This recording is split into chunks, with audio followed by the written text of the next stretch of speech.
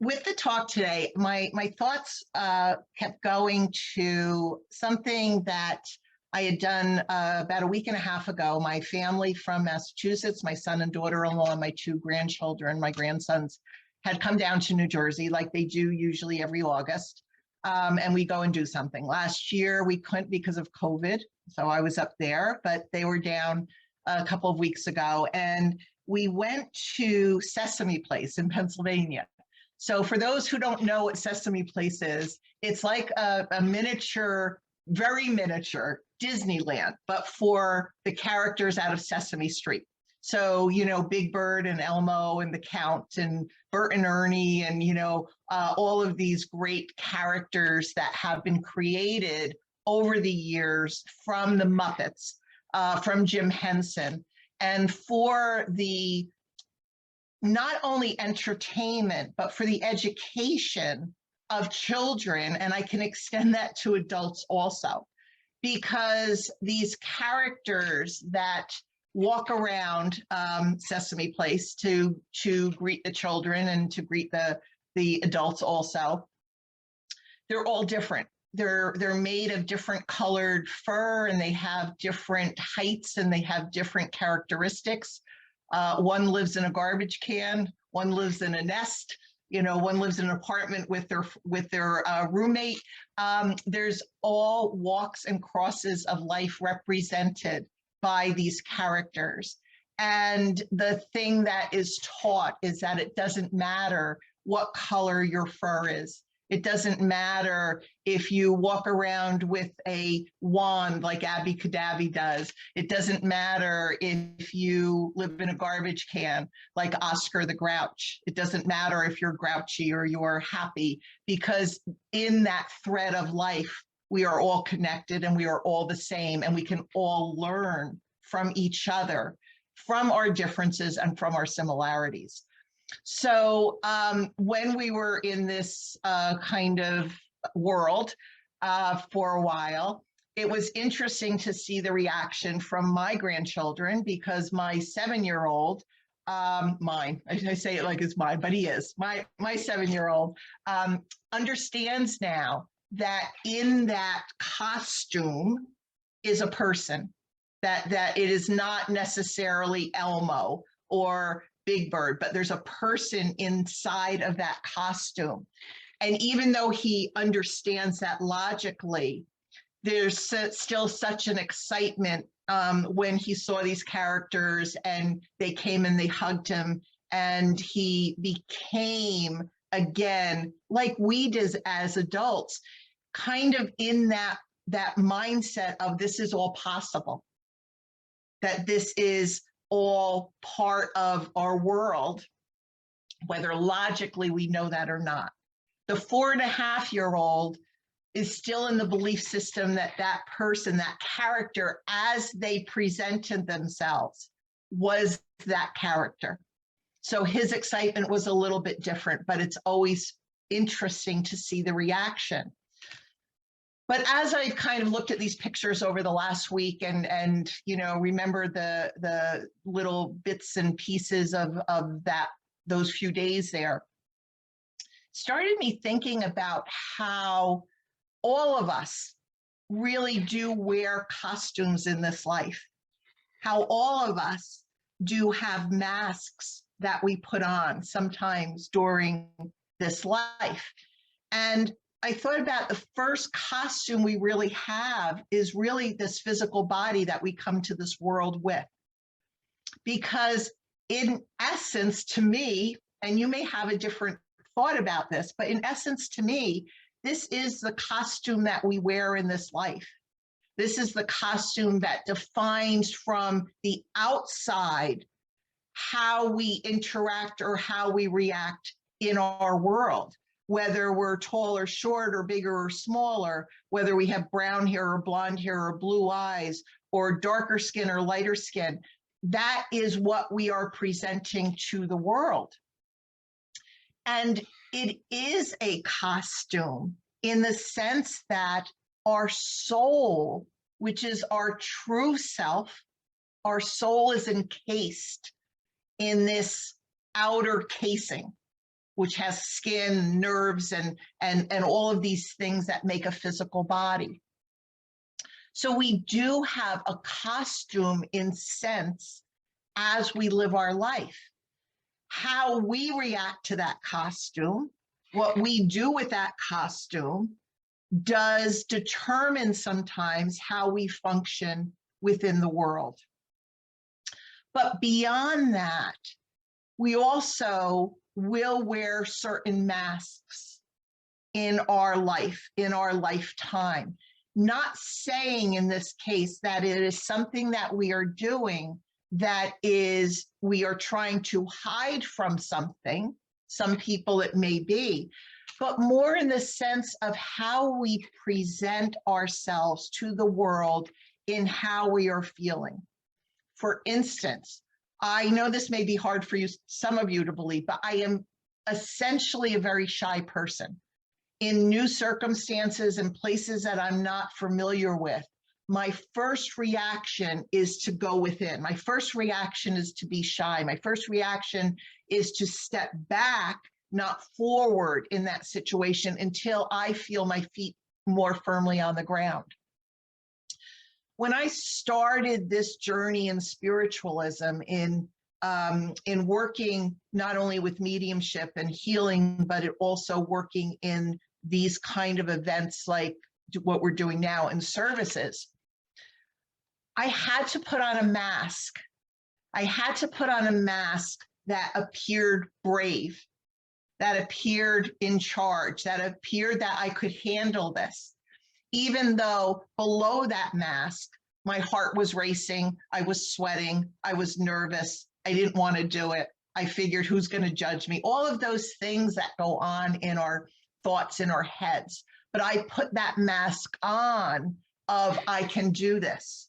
And I kept that mask on until I no longer needed to wear that in this situation.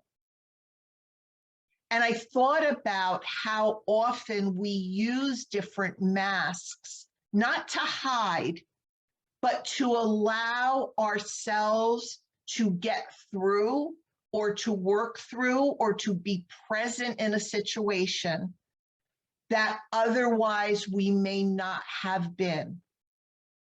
And every time we are present in a situation and we go through an experience, we become more experienced.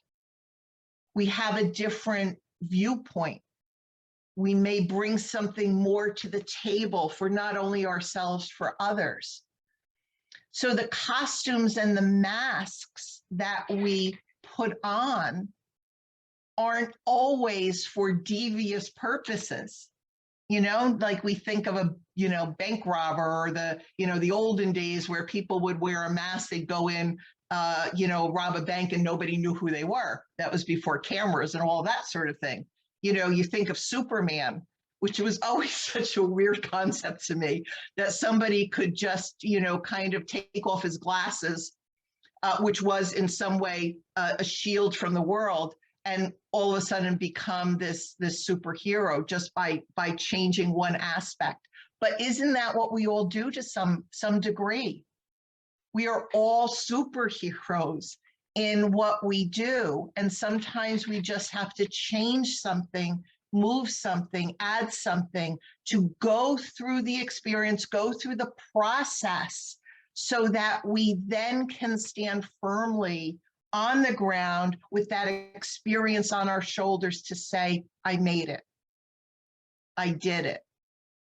I can check that off. I can add it to the resume. I can no longer have to wear my mask of bravery because I can be brave in that situation. I was talking with a friend Lynn just, last week, and we were just talking about how sometimes when we don't anticipate something, or we don't sit and think about something like a talk, like an inspirational talk, and just allow the inspiration to come, then it just comes and it flows and it works most of the time. But we have to go through the experience prior to that of sometimes making out all the notes or the highlights of what we want to say, because our fear takes place. So we put on that face of, I can do this, until we can, and until we don't have to think about it anymore. The thing that I saw most in the characters at Sesame Place was that, again, the color of the fur didn't matter. The height of the character didn't matter. Where they lived didn't matter. It was the actions that they took that mattered. It was the actions that mattered. And we do have sometimes people putting on masks, generally people who are in leadership roles. You know, it could be teachers, it could be ministers or priests or parents or somebody in the family, whatever that leadership role is. They put a mask on that's a little different. They put a mask on of perhaps love or caring or compassion. But beneath that, there is not. Beneath that, there is violence, or beneath that, there is a person who is not trustworthy, or somebody who takes advantage of other people. In that case, the masks do mask something for a different intent, for a different reason, for a different person. They are hiding who they truly are for the action that is different than.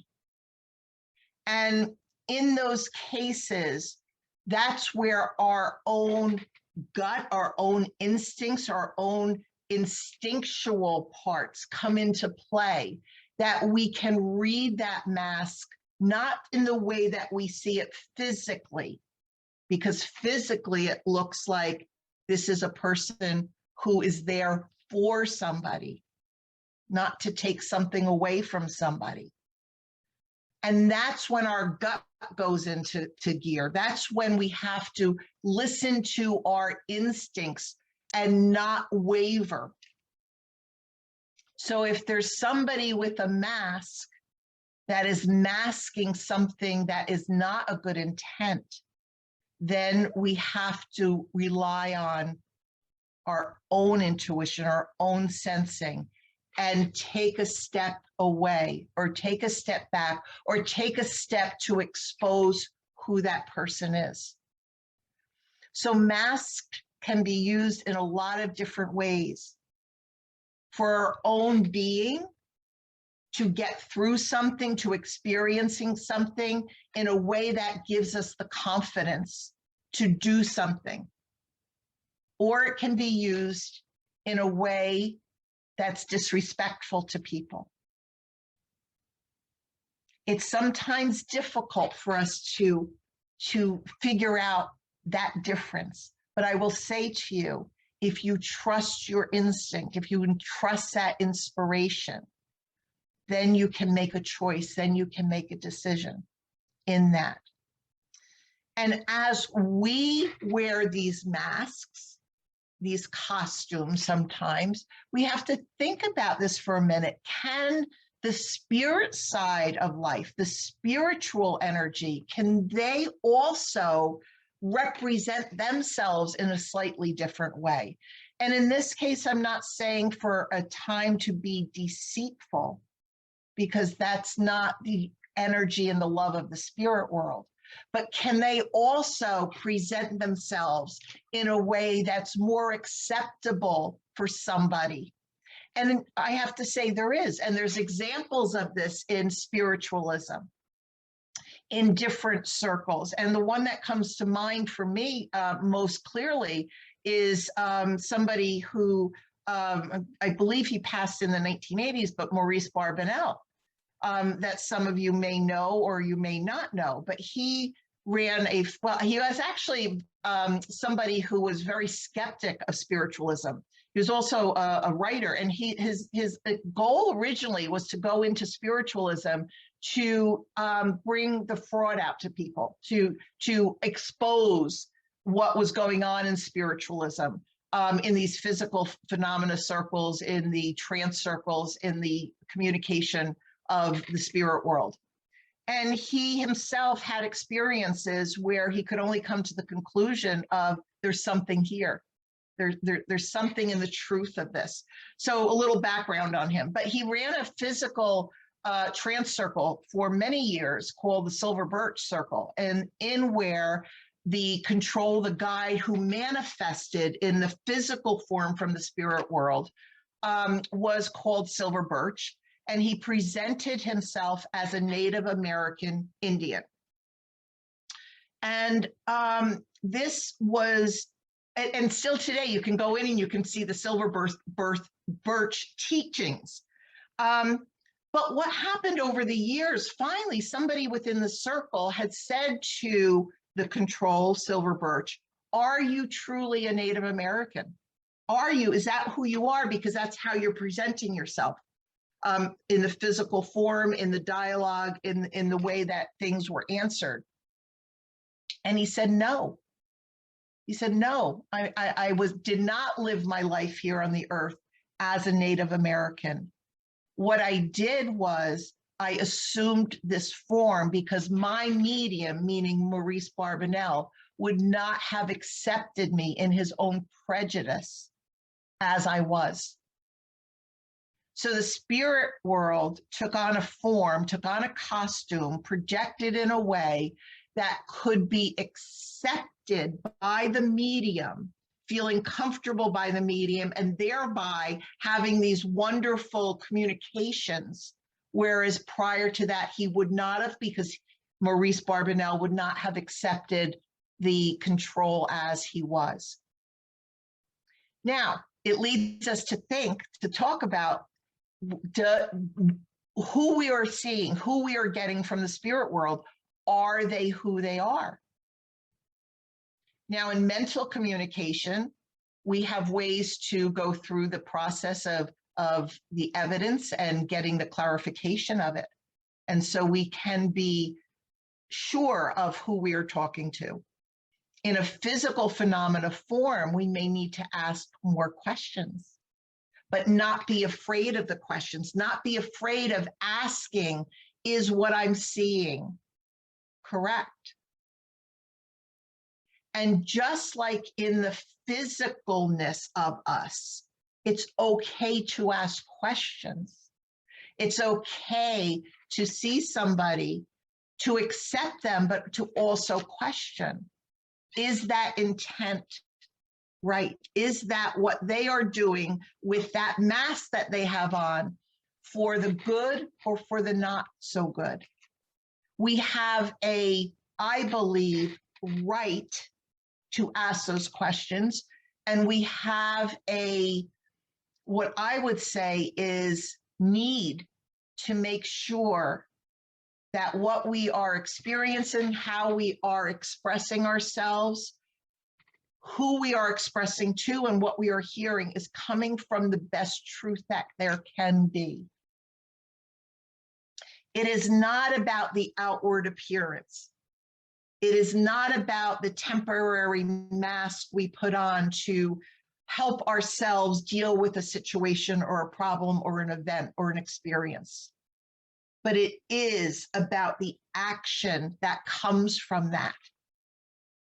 And just like the characters at Sesame Place who would come up to these kids and hug them, and we've missed hugs, hug them, express a sense of love, express a sense that no matter what we look like, that we can all love and we can all work for something better in this life and beyond.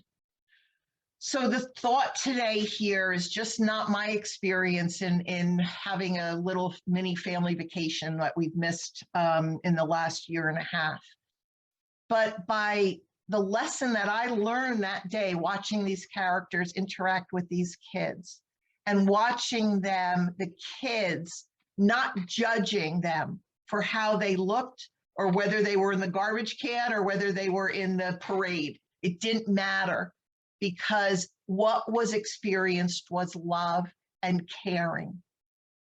So my friends, I feel if we can give that to each other, if we can stand up for what's right when we need to, but when we can give that love, when we can give that feeling, when we can give that, it doesn't matter what your skin is, what your hair color is, what your height is, what your weight is, what your orientation is, how you live in this world is what matters. And when we can give something of our heart, whether we have to put a mask on in order to do that initially or not, then that's what we do. Because at the end of the day and at the end of our lives, our physical lives, what is important is the love that we share, the hand that we hold out to others, and the fact that we've tried. The fact that we've tried, whatever that is. So as we go through this week, my thought, my hope for you guys, for all of us, is to give a little thought sometimes about something as simple as a person in a costume that makes a difference for somebody else because of their action. So thank you for your attention. Thank you for thinking of this further on, hopefully, and thank you for loving each other where you can. I appreciate it.